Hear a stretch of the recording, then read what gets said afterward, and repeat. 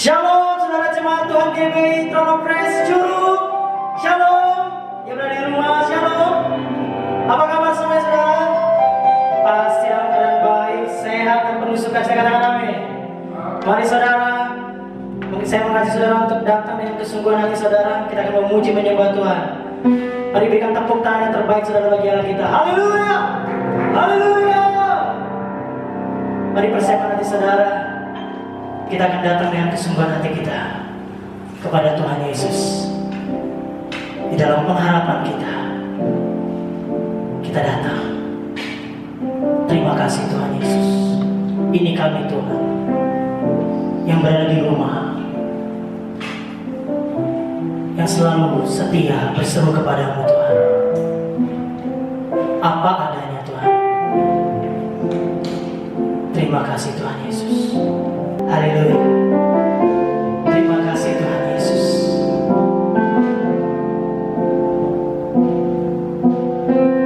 Terima kasih Tuhan.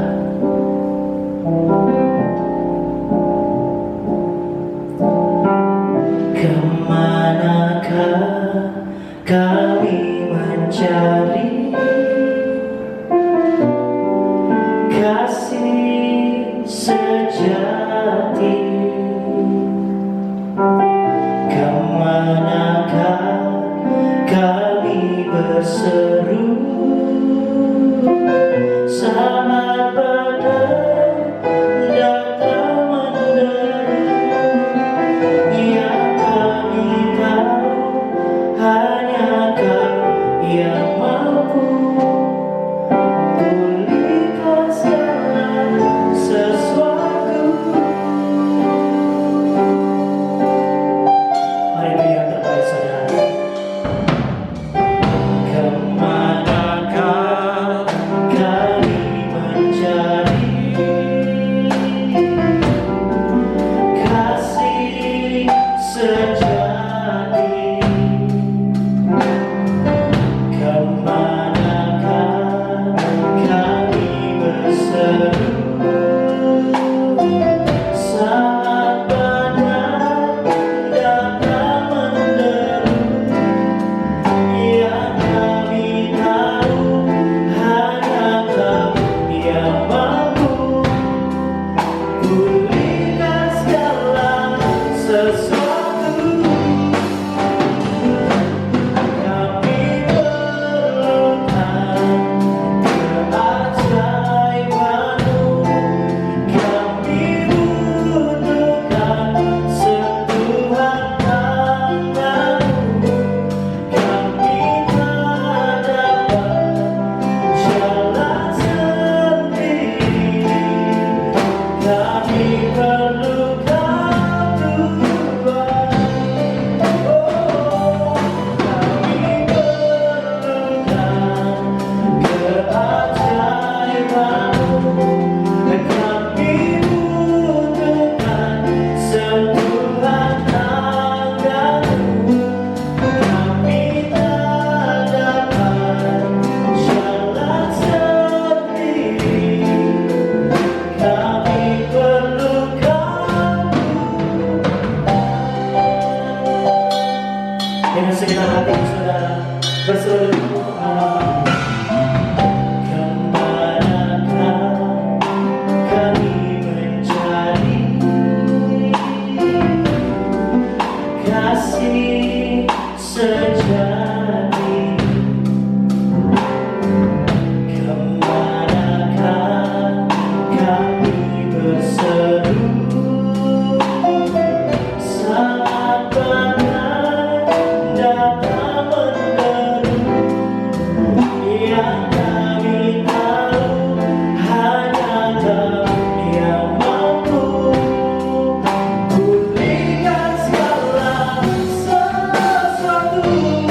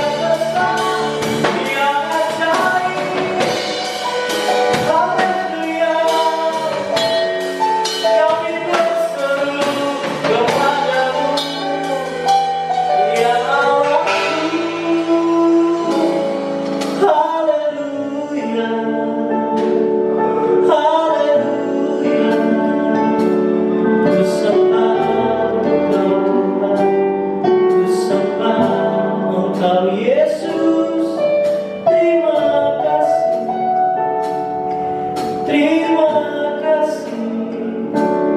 Haleluya Yesus. Haleluya Yesus. Mari sembah Tuhan. Haleluya.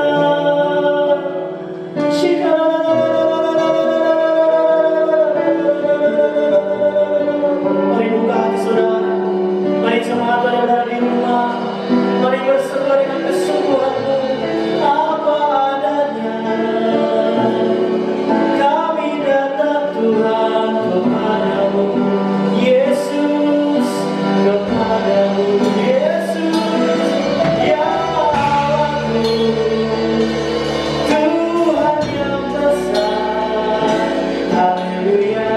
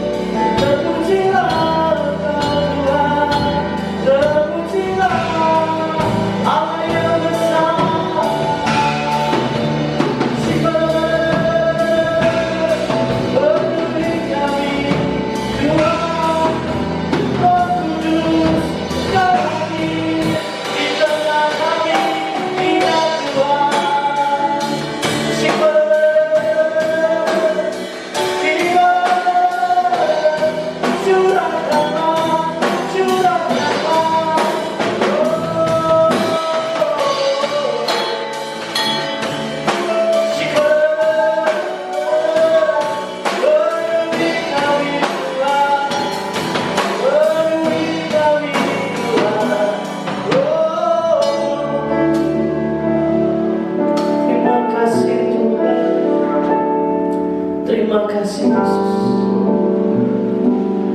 Mari jemaat Tuhan yang datang dengan kesungguhan hati saudara, saya mengajak saudara untuk kita membacakan Pentakosta ketiga bersama-sama saudara. 1. Pentakosta ketiga adalah pencurahan Roh Kudus yang dahsyat di zaman now melebihi yang terjadi di Asos Hasri. Kedua, Pentakosta ketiga akan mengakibatkan penuaian jiwa yang terbesar dan yang terakhir sebelum Tuhan Yesus datang kembali. Ketiga, Pentakosta ketiga akan membangkitkan generasi Yeremia, yaitu anak-anak muda yang dipenuhi Roh Kudus, cinta mati-matian kepada Tuhan Yesus, tidak kompromi terhadap dosa, dan akan bergerak untuk memenangkan jiwa. 4. Pentakosta ketiga lahir di Indonesia yang bergerak ke bangsa-bangsa. Gerakan ini dari timur ke barat dan akan kembali ke Yerusalem. Kelima, Pentakosta ketiga akan memberikan kuasa untuk menyelesaikan amanat agung Tuhan Yesus. Dan setelah itu Tuhan Yesus datang kembali bagi kita semua. Katakan amin saudara. Berikan tepuk tangan yang terbaik. Sorakan haleluya. Sorakan haleluya. Mari Bapak Ibu Saudara yang di rumah, kita mau berdoa, kita mau angkat tangan kita. Ulala basyangkara kata Bapa, dalam nama Tuhan Yesus, saat ini kami datang kepadamu Tuhan. Kami mau bawa Tuhan bangsa dan negara kami di hadapan-Mu Tuhan. Kami tahu Tuhan bangsa dan negara kami perlu Engkau. Kami tahu bangsa dan negara kami butuh Engkau Tuhan pada saat ini. Terlebih Tuhan bangsa dan negara kami saat ini Tuhan sedang mengalami wabah Tuhan virus corona. Kami yakin dan percaya Engkau Tuhan yang tetap intervensi dalam bangsa dan negara kami. Dan pada saat ini Tuhan kami mau berkata kepada virus corona dalam nama Tuhan Yesus, Engkau berhenti, Engkau diam, Engkau tenang dalam nama Tuhan Yesus. Kami tahu Engkau Tuhan yang sedang bekerja dalam bangsa dan negara kami. Engkau yang mendatangkan Tuhan kebaikan buat bangsa dan negara kami. Oleh karena itu Tuhan, diberkatilah bangsa dan negara kami. Kami yakin dan percaya ada lawatan Tuhan yang terjadi di era Pentakosta yang ketiga ini. Kami boleh melihat kebesaran-Mu, kuasa-Mu dinyatakan atas bangsa negara kami. Terima kasih Tuhan. Terima kasih saat ini Tuhan, kami mau memberkati Tuhan untuk Tuhan pemimpin negara kami. Kami berkati presiden kami. Mau kami berkati Tuhan Bapak Jokowi dan wakilnya Bapak Amin. Oh mari Tuhan, Engkau yang tolong Tuhan kepada hamba-hamba-Mu ini, sehingga Tuhan setiap keputusan, setiap Tuhan apapun yang diperbuat untuk bangsa dan negara kami, biarlah ada hikmat yang dari Tuhan turun atas hamba-Mu, sehingga bangsa dan negara kami hari-hari ini boleh melihat kebaikan Tuhan, bangsa dan negara kami boleh melihat kemurahan tangan Tuhan. Mari Tuhan, Engkau bekerja Tuhan, Engkau berkati juga Tuhan setiap para medis yang bekerja Tuhan. Kami yakin dan percaya ada kekuatan yang ekstra, ada perlindungan Tuhan turun atas mereka. Kami mau berdoa juga Tuhan setiap Tuhan untuk penduduk Indonesia yang saat ini mengalami Tuhan yang terkena Tuhan virus corona yang positif. Kami yakin dan percaya tangan-Mu yang berkuasa, Engkau yang menyembuhkan mereka Tuhan yang positif terkena Tuhan COVID-19 dalam nama Tuhan Yesus. Kesembuhan-Mu terus bekerja, kesembuhan-Mu terus mengalir atas Tuhan setiap orang-orang yang terkena ini. Kami boleh melihat Tuhan kuasa-Mu dinyatakan, supaya Tuhan bangsa dan negara ini memuliakan nama-Mu, supaya bangsa dan negara ini boleh melihat kuasa-Mu terjadi atas bangsa dan negara kami. Kami bersyukur Tuhan atas semuanya ini. Kami memberkati pada saat ini Tuhan untuk setiap jemaat Tuhan. Kami memberkati jemaat GBI Curug dalam nama Tuhan Yesus. Kami memberkati mereka semua. Bagi mereka Tuhan yang terkena dampak dari Tuhan pandemi virus COVID-19 ini, mungkin mereka yang kehilangan pekerjaan, mungkin mereka yang kehilangan mata pencarian, kami tahu Engkau Tuhan yang sedang mereda bagi setiap jemaat Tuhan yang ada. Engkau akan Tuhan berikan pekerjaan yang lebih baik lagi. Engkau akan menggantikan pekerjaan dengan lebih baik lagi. Engkau berkati jemaat Tuhan yang ada, yang lemah Tuhan dikuatkan, yang sakit disembuhkan, yang miskin diperkaya. Kami yakin dan percaya Tuhan tetap berdaulat atas jemaat Tuhan yang ada. Biarlah jemaat Tuhan semakin hari semakin kuat, semakin berakar di dalam Engkau, bertumbuh dewasa menjadi jemaat-jemaat yang kokoh di dalam Engkau. Terpujilah nama-Mu Tuhan untuk selama-lamanya. Demi nama Tuhan Yesus kami sudah berdoa dan mengucap syukur. Haleluya. Amin. Mari jemaat yang ada di rumah, tepuk tangan yang terbaik, sorak-sorai sukacita. Haleluya. Saya ngajak Bapak Ibu jemaat Tuhan berada di rumah, kasih tos kanan kiri Bapak Ibu bilang begini, bersama istiadat mustahil. Haleluya. Mari kita bersukacita bersama dengan Tuhan Yesus. Berikan tepuk tangan yang terbaik, saudara.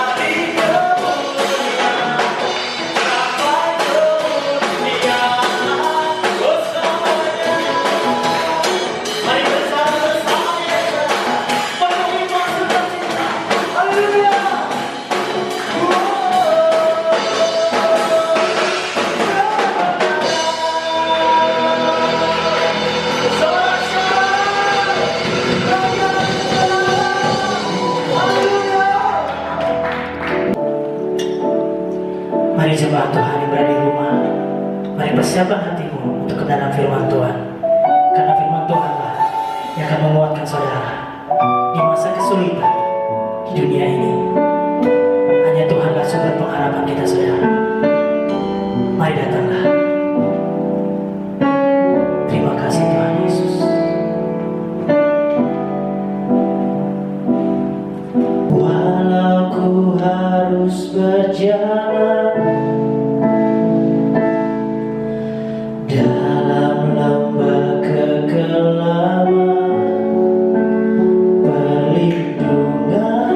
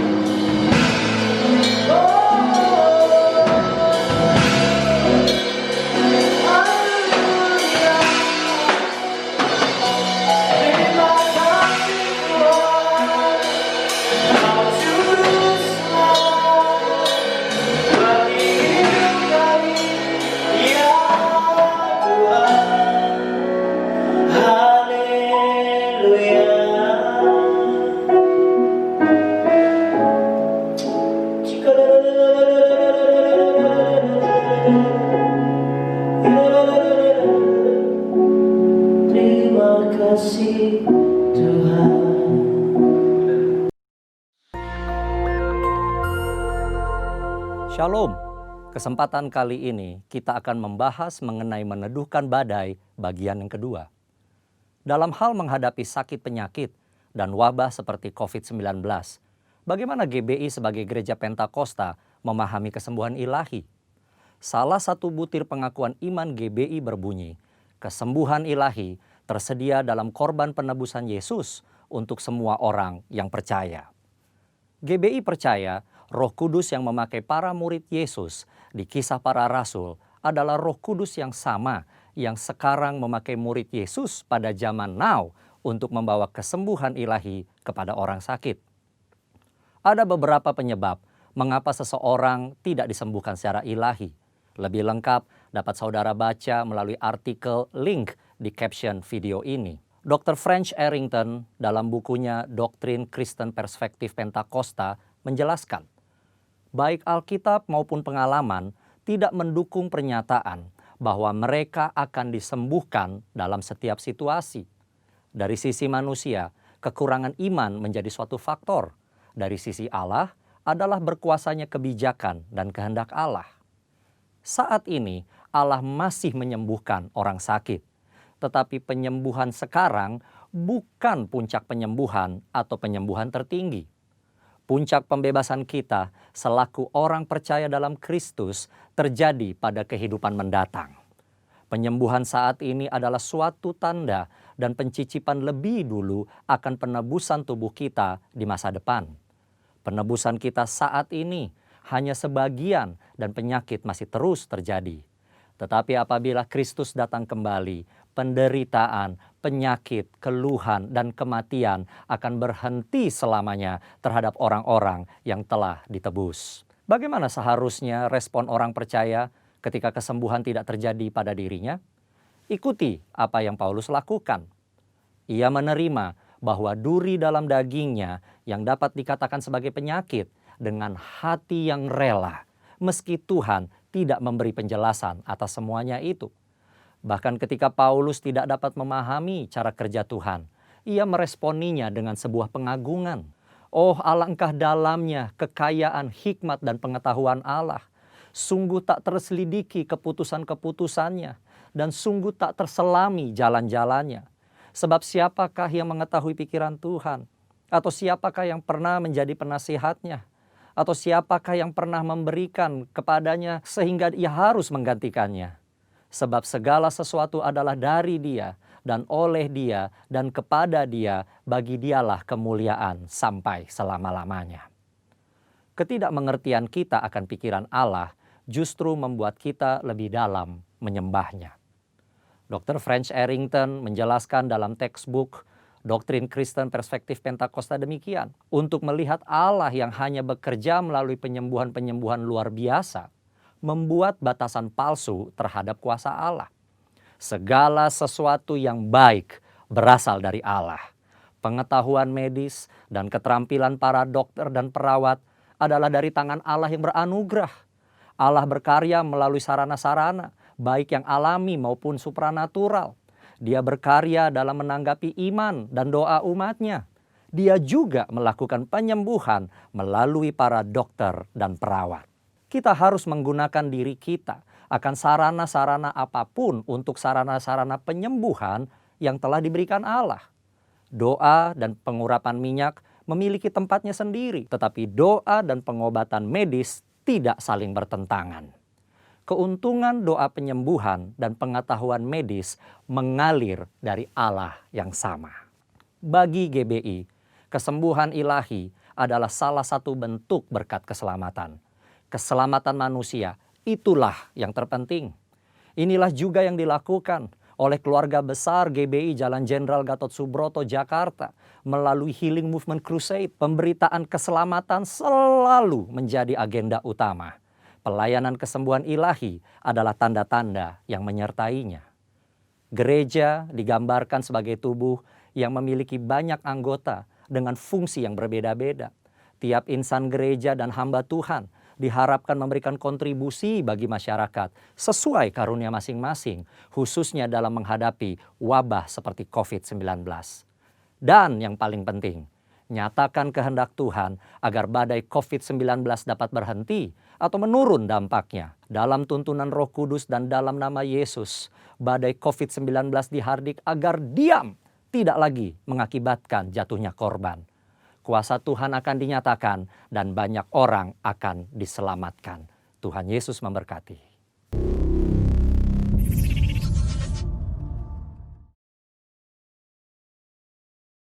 Shalom, saudara-saudara kekasih dalam Kristus Yesus, saudara yang di rumah. Selamat berbahagia, selamat bertemu kembali, dan apa kabarnya? Kita sudah lama tidak berjumpa. Tentunya ada sesuatu yang membuat kita sama-sama kangen, gitu ya. Untuk sama-sama kita bisa berkumpul kembali di ruang ibadah ini. Shalom sekali lagi bagi jemaat Gereja Betel Indonesia Curug Gunung Sindur yang luar biasa, yang diberkati Tuhan dalam kondisi yang sehat walafiat, kondisi diberkati Tuhan walaupun di rumah berkat Tuhan tidak berkurang-kurang. Shalom, saya akan menyampaikan pesan Tuhan, namun sebelum pesan Tuhan disampaikan, kita sama-sama berdoa, saudara-saudara yang di rumah-rumah, keluarga-keluarga yang sudah siap dengan firman Tuhan. Tuhan, terima kasih. Terima kasih atas segala kebaikan Tuhan, kemurahan Tuhan, kasih setia Tuhan yang terus-menerus atas hidup setiap kami yang di rumah-rumah, keluarga lepas keluarga. Kami terus diberkati oleh Tuhan, dipelihara oleh Tuhan, diberikan kekuatan, kesehatan, semangat kami dalam kondisi apapun. Kami tetap bersemangat, bergairah dengan Tuhan. Tuhan, terima kasih atas kebaikan Tuhan terus-menerus bagi kami, tidak tergantung dengan kondisi. Kami percaya kondisi apapun kami tetap bersukacita karena Tuhan. Tuhan, terima kasih. Urapi hamba-Mu yang bodoh, yang tidak ada apa-apanya Tuhan. Urapi hamba-Mu agar kami semua diberkati Tuhan. Dalam nama Yesus kami siap mendengar firman Tuhan. Haleluya. Yang siap sama-sama katakan amin. Saudara-saudara kekasih dan Kristus Yesus, saya akan menyampaikan satu tema bahwa Allah selalu hadir di tengah-tengah kita. Yang percaya katakan amin. Nah saudara, saya akan bacakan satu firman Tuhan. Yesus berjalan di atas air. Ini satu tema yang sangat luar biasa, yang memang mukjizat, kalau saya boleh berkata ini mukjizat yang paling hebat. Tapi memang diizinkan murid-muridnya untuk melihat kehebatan, kedahsyatan daripada Tuhan. Saya akan bacakan, kalau bisa multimedia bisa nampak ya, di Matius 14 ayat 22 dan 23 dulu. Matius akan sedikit-sedikit nanti kita akan lihat. Bisa multimedia? Bisa ya, saudara bisa lihat multimedia. Sesudah itu Yesus segera memerintahkan murid-muridnya naik ke perahu dan mendahulinya ke seberang. Sementara itu ia menyuruh orang banyak pulang. Sesudah apa saudara? Tuhan Yesus sudah melayani 5.000 laki-laki, termasuk perempuan dan anak-anak. Yesus memberitakan firman, menyembuhkan orang banyak, ya. Terus memberikan makan 5.000 orang. Lalu dia mengatur kelompok demi kelompok hingga sampai larut malam. Rasanya begitu sangat lelah bagi Yesus, sangat capek bagi Yesus. Tetapi apa gerangan? Firman Tuhan berkata, sesudah Yesus melaksanakan yang begitu menurut saya begitu sangat melelahkan, capek. Biasanya kalau ada sesuatu yang membuat kita lelah, membuat kita capek, enaknya beristirahat. Ya, beristirahat. Kalau perlu murid-muridnya dipanggil, kamu sini, pijat aku belakang, pijat kaki, ya itu logis lah ya bagi manusia. Tetapi apa yang dilakukan Yesus? Sesudah itu Yesus segera memerintahkan murid-muridnya naik ke perahu dan mendahulinya ke seberang. Sementara itu ia menyuruh orang banyak itu pulang ya, Kenapa Tuhan Yesus lakukan itu? Lalu saudara kekasih dan Yesus, selanjutnya kita akan lihat ayat 23. Ayat 23 dituliskan di Alkitab, dan setelah orang banyak itu disuruhnya pulang, Yesus naik ke bukit. Untuk apakah Yesus naik ke bukit? Atau untuk santai, selfie-an, untuk melepaskan kelelahan, ya. Tetapi Alkitab menuliskan, ya, Yesus naik ke atas bukit untuk berdoa seorang diri. Ketika hari sudah malam, ya sendirian di situ. Jadi doa ini sangatlah penting bagi Yesus, sangatlah penting juga untuk orang yang percaya. Kenapa doa begitu penting? Karena doa adalah pengakuan kita kepada Tuhan kita yang kita sembah, Yesus Kristus, bahwa segala sesuatu datang daripada Dia, segala sesuatu yang ada yang kita miliki datang dari kepunyaan Dia.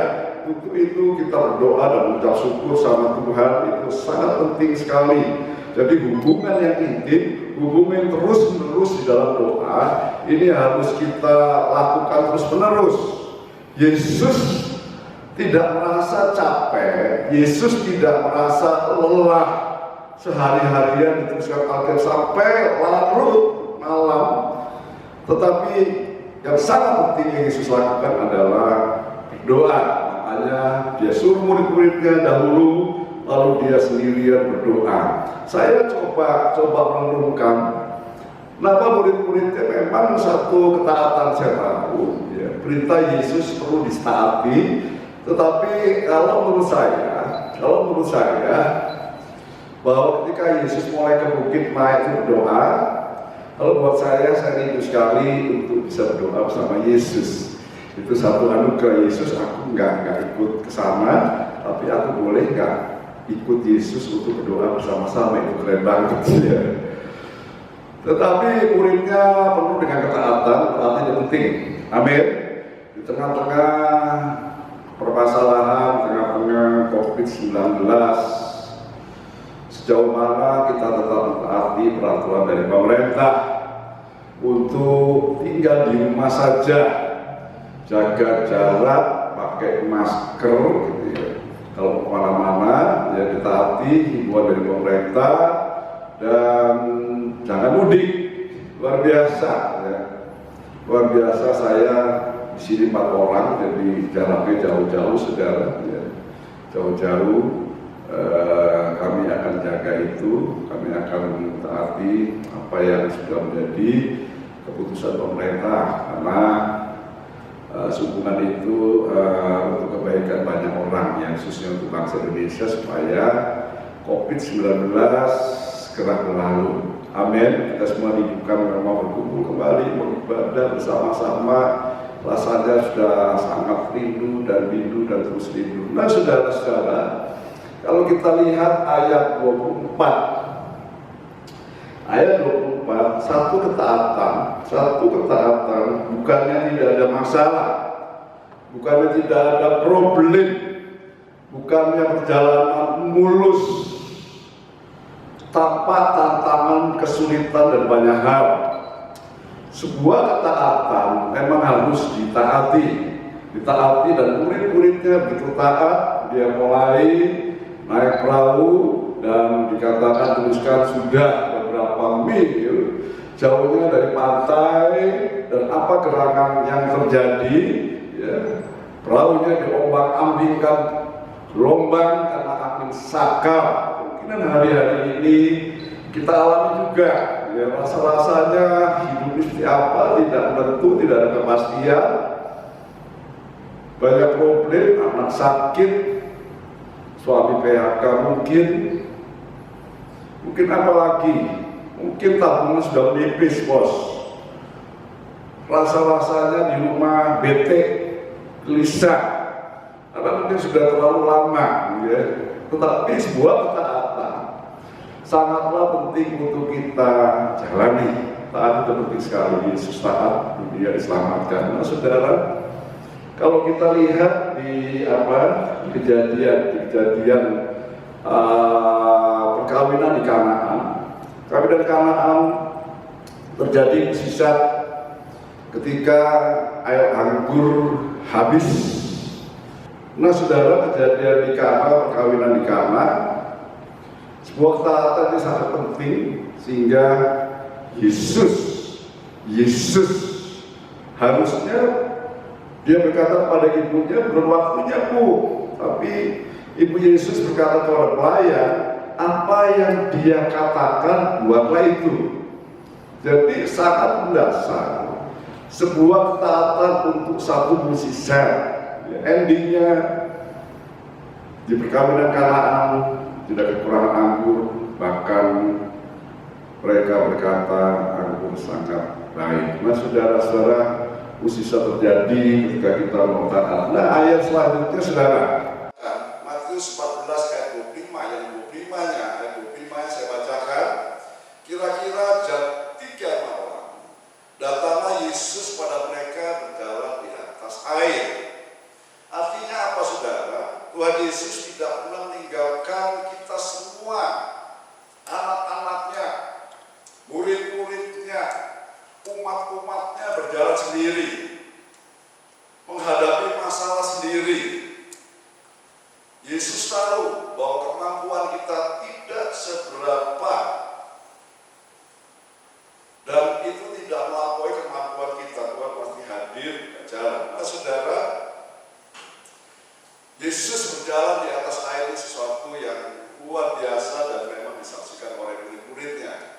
Tetapi apa gerangan di tengah-tengah permasalahan, diombang-ambingkan angin sakral, apa gerangan yang muridnya nyatakan 26-nya, ketika murid-muridnya melihat dia berjalan di atas air, mereka terkejut dan seru. Itu hantu, lalu berteriak-teriak karena takut. Memang orang kalau lagi panik, lagi khawatir, lagi gelisah, lagi takut, maka tidak bisa lihat Yesus. Yang bisa adalah ketemu hantu. Lihat hantu, bukan lihat Yesus.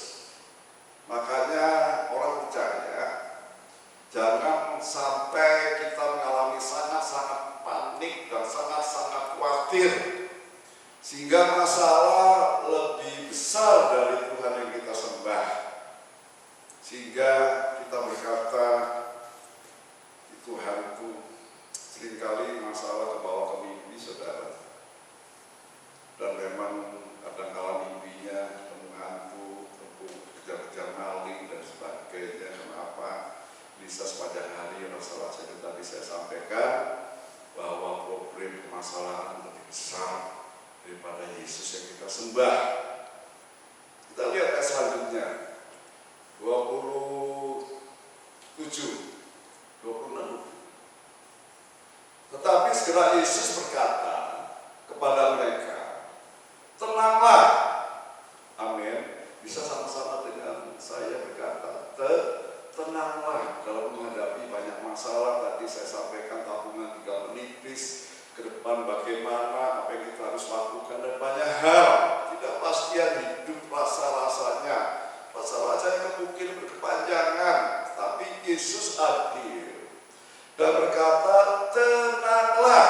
Kita sama-sama katakan, tenanglah. Sekali lagi, tenanglah. Sekali lagi, tenanglah. Aku ini. Yesus berkata, aku ini. Ini menggambarkan satu manifestasi Bapa di surga, bahwa Bapa di surga hadir di tengah-tengah anaknya. Bapa di surga tidak menghendaki anak-anaknya terjatuh tenggelam.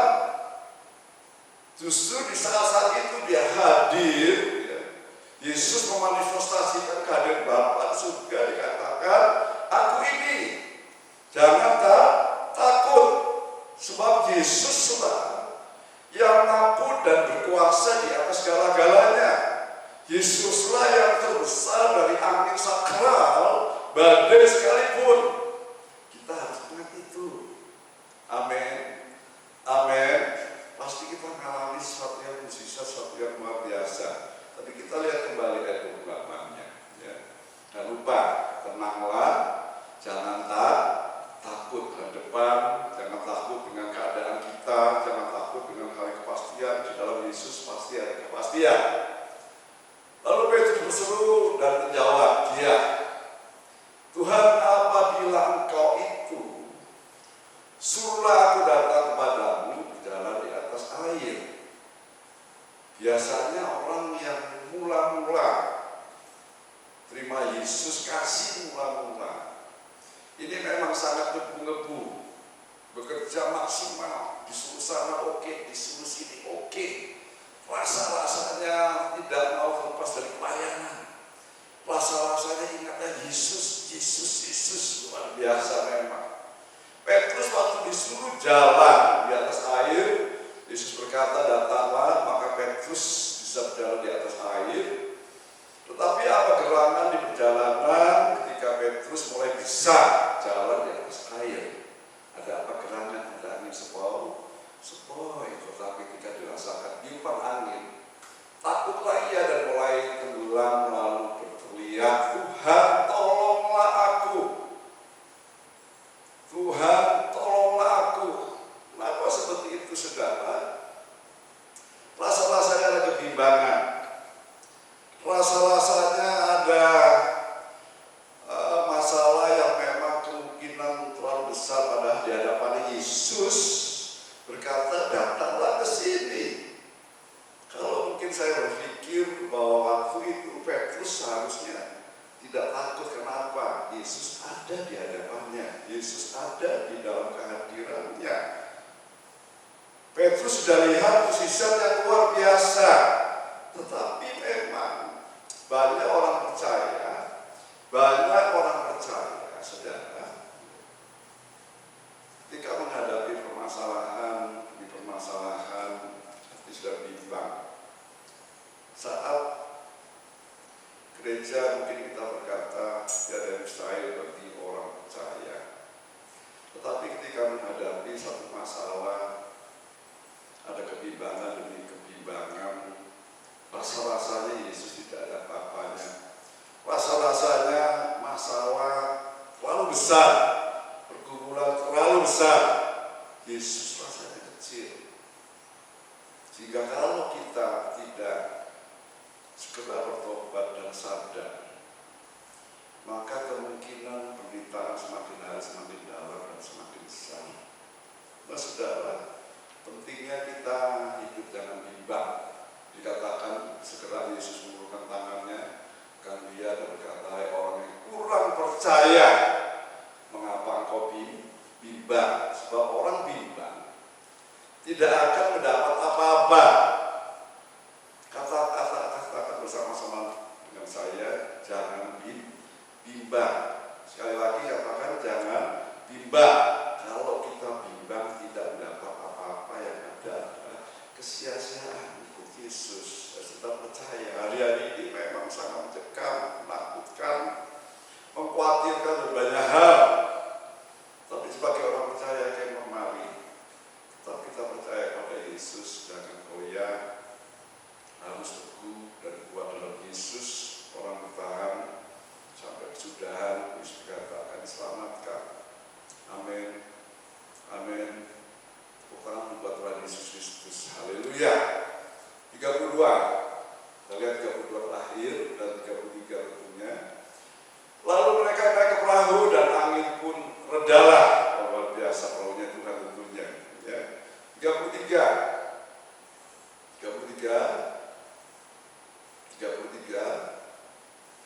14:33. Nah, dan orang-orang yang ada di perahu menyembah dia, katanya, sungguhnya Engkau adalah anak Allah. Amin. Amin. Mazmur 103 berkata ayat 1, 2 dan 3, jangan lupakan kebaikan Tuhan. Kita sama-sama ucap syukur, menyembah dia, menaikkan pujian, doa kita kepada Tuhan. Haleluya. Saya berdoa saudara seluruh ini, firman Tuhan, terima kasih. Kau luar biasa bersama-sama. Kami boleh renungkan betapa hari-hari ini membuat setiap kami rasa saya begitu khawatir akan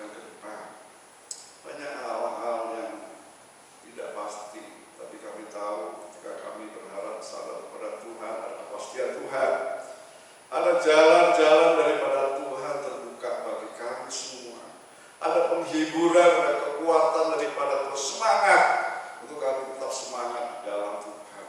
Tidak jenuh hati supaya di tengah-tengah COVID-19, tengah kesulitan, tengah resesi mungkin kami boleh melihat mukjizat dan pertolongan tangan Tuhan jadi atas hidup kami, keluarga kami. Berkati keluarga pas keluarga di rumah mendengarkan firman, sama-sama berkati mereka Tuhan. Pelihara hidup mereka Tuhan. Dan murah kamu menguatkan mereka, mereka tetap kuat di dalam Tuhan, kuat di dalam kekuatan kuasa-Mu. Terima kasih Tuhan, jika Tuhan turun berlimpah-limpah atas keluarga pas keluarga pribadi, umat-umat-Mu di gereja Betel, di desa Curug, dan juga muncul dan tempat-tempat lain. Ya Tuhan, terima kasih Bapa Surgawi. Segala pujian, syukur, hormat, kemuliaan hanya bagi Tuhan. Mari saudara kekasih jemaat Tuhan di gereja Betel Indonesia, Curug Gunung Sindur, kita akhiri pada ini, kita angkat tangan tinggi-tinggi. Pulau terima berkat kasih karunia dan segala itu berkelimpahan.